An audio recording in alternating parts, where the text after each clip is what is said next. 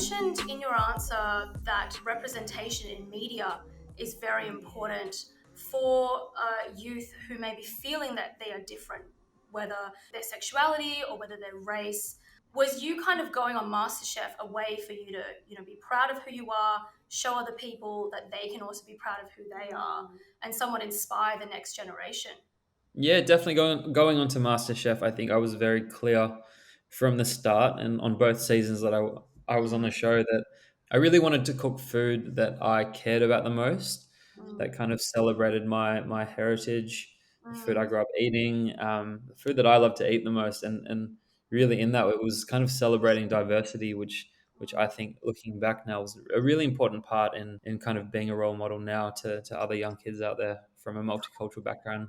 So, speaking of MasterChef, this show is often praised for its diversity.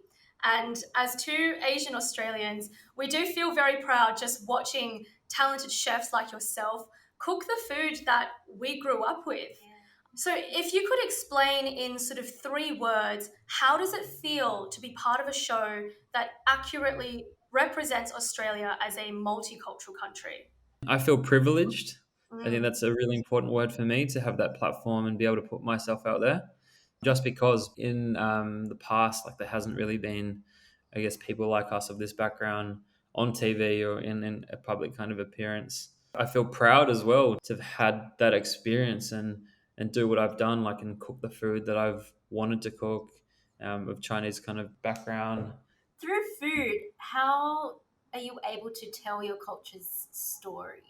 I think food, everyone can relate to food. So in a sense, I think cooking the food that I grew up with is just a form of kind of storytelling. And although people at home sometimes couldn't eat the food that I was cooking on TV, they could relate to the story or understand it in a way that was probably clearer than just me telling them about my background and where I was from.